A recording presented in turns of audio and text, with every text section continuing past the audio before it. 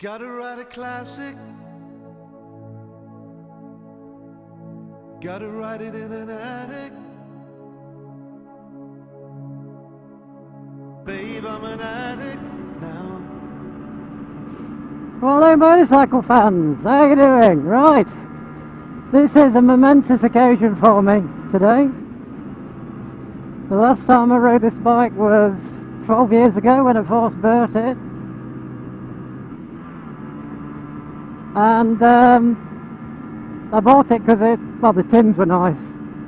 The rest of it needed sorting, and the guy took ages to get the engine going, and finally did get it going, and it was pretty obvious the crank had gone. So from riding it back from Hucknall, which is, I don't know, 20 miles to where I lived in Newark,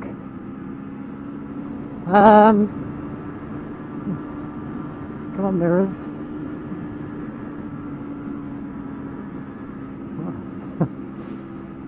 Yeah, from 20 miles riding it back to Newark where I lived, it was knocking at the bottom end, so I knew it needed a new crank, so I just put it into storage. 3 years ago I restored all the frame, bodywork, wheels, everything had that redone. Just needed the engine doing, so I sent it out to my friend Roy. Now Roy's lovely, but he can be a bit steady. So basically 2 years later,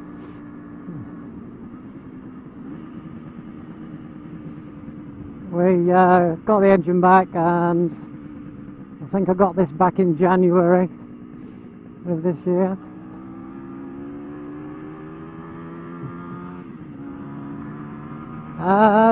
So that's great. I mean, this was the first proper motorbike I ever owned. Not this particular bike, but this model.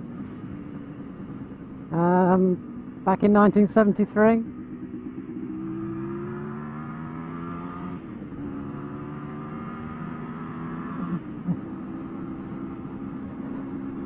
And yeah, brings memories coming back. I mean, I restored one of these in the early 80s, and I let that go because I got a hankering after a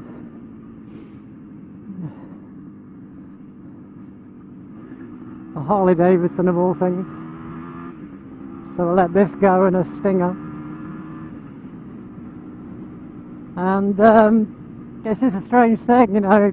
If I ever dream about bikes, it was always dreaming about having one of these again, and I will have to explain my dreams sometimes because they're really cool. It's like I'm, you know, either a village or a small town location, and I sort of found this back street old bike shop, and they've got full of classic bikes, and I'm just in there drooling. I mean, that's like really a cool dream for me. And there'd always be one of these in there somewhere, so I bought this about 12 years ago. This and the Super 6 are the two bikes I've had the longest now in my collection. So let's pull over if I can find somewhere dry. No, who's that? And we'll do a walk round, and I'll give you a few specs from the top of my head.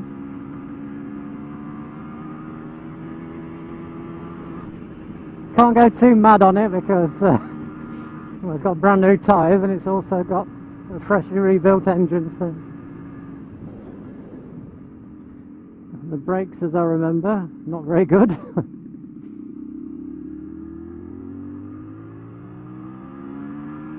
It's a peaky motor. I mean, you don't get much below about 3,500, 4,000, and then the real power kicks in about 5.5 when you hit the power band.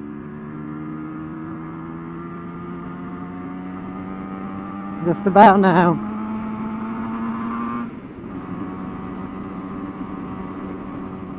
And then in a small way for a 250, all hell breaks loose.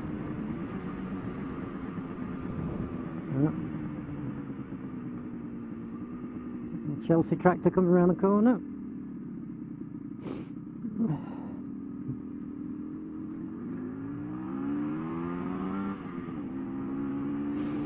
I thought I picked these lanes because they're quiet. Ooh.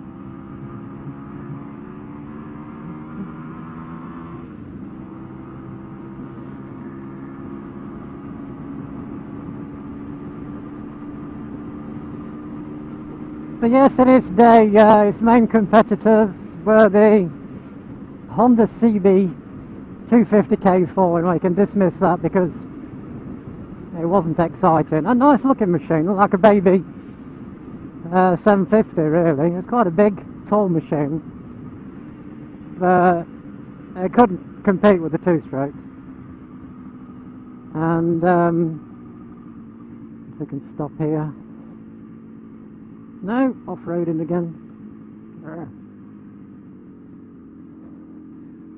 Don't want to be under the bridge, I think that might be a bit too dark. It's all about the shot. I'll be back onto the main road in a moment, so see if I can get a little bit off-road here.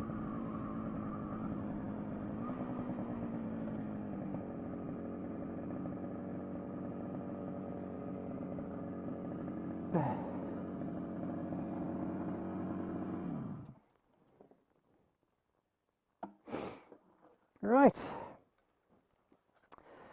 Okay, motorcycle fans, I'll bob down so you can see it. This is a Suzuki Hustler, which is the T250J. It's the last of the Hustlers. In the UK, the first of the Hustlers came in about 1970.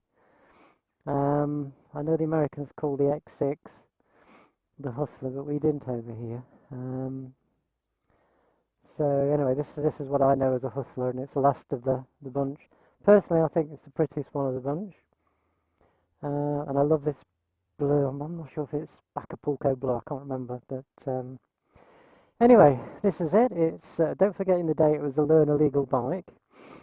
Motorcycle News road tested the first Hustler at 103, I think it was, but Suzuki used to doctor the engines, they used to blueprint them, so I think it's good for about 95 or so. When I rode them back in the day when I was 17, I did see well over 100 on the clock, but that is optimistic. In fact, the clock goes up to 150. So let's have a look at this mirror. Yeah, that's how we do it.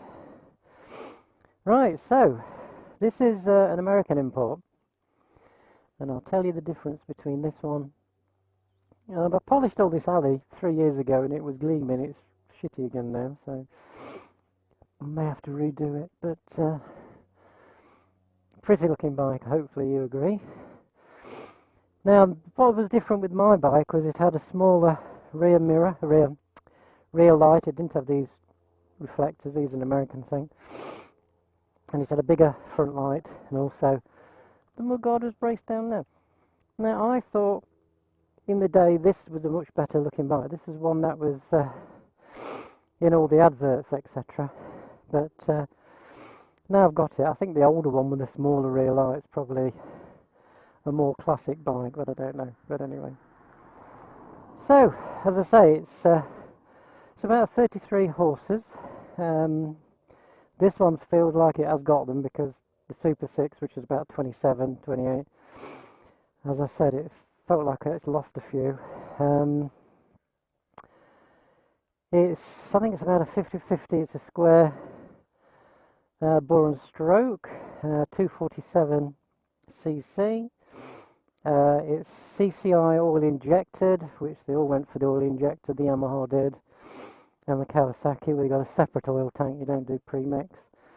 6-speed, and I say its main opposition at the time was the Kawasaki S2, sorry, the S1, which is very, very desirable if you can find one. It's the white one with the green stripe down, and they're fetching about 10,000 now. This is about 5,000-6,000 in this sort of condition. And the Yamaha YDS7, and when they did run, they were, I think, were probably marginally faster than these. But they did use oil plugs up and that sort of thing. This not quite so much, but I always used to carry spare plugs. I used to be envious of my friends on their bikes because their seat lifted up. This one's fixed, so basically you'd have to carry them in your pocket. So a lot of chrome on these things, chrome mudguards. Rear mudguards are virtually impossible to acquire. This has still got its, you can't really see it, but there's a I think it's Wisconsin or something this came from originally. But yeah, a lovely, lovely bike. To me, this is, I suppose, my favourite one because it's got so many memories. And yeah, it feels just like it did back in the day. So, without further ado, I think we need to get back on this bad boy. Let's sort these mirrors out. And do a bit of riding. What was quite cool in the time, it got a diaphragm fuel tap, which didn't need to switch it off. You know when you get a horrible thought that it might not start. There we go. Right, let's get these mirrors sorted.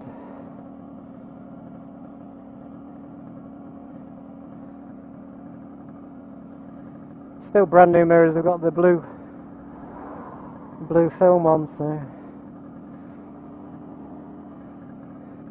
I think the handlebars might be in a 2 forward position anyway. As you can see, I've got no idiot lights. For some reason the indicator, high beam and that isn't working, so we need to get that sorted, but it's not the end of the world, is it?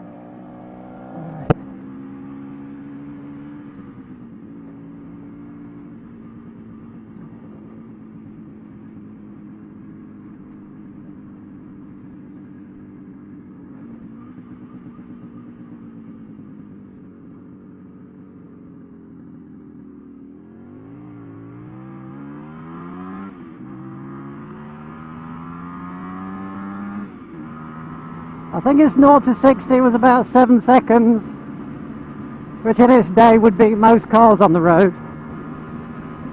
And that was quite quick acceleration for anything really. Peaky little 2-strokes, you see.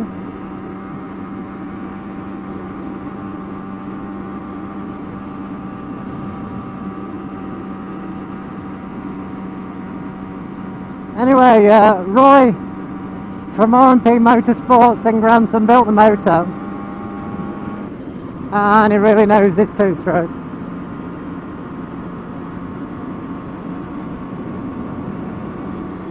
But yeah, it's a great little bike. It's not too vibey. I remember travelling all the way to Wales on a camping holiday on one of these. When I finally got off it, I was walking like John Wayne. The seat is like a plank of wood, and I think they're all like it. Maybe the Hondas are comfortable, I don't know. I've never ridden a K4, but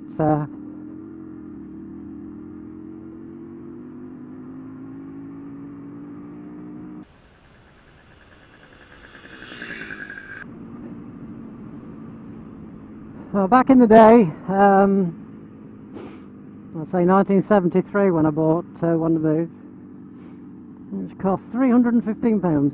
It was second hand, it was 6 months old. And I got the original tyres on, which I think were Inui, don't know how you pronounce it. But they were like Bakelite, they were terrible things. And what normally people do would ditch them and put Dunlops on, but I was on an apprentice wage at the time and I just couldn't afford that, so I stuck with the tyres, which would be good for about 1,000,000 miles, but they just wouldn't grip, particularly in the wet. Anyway, motorcycle fans, I hope you've enjoyed this another Catz Classic, and I'll see you next time. Bye guys. I just keep living for dreams. Gotta write a classic, slow down, and I'm out of control without. Gotta write it in an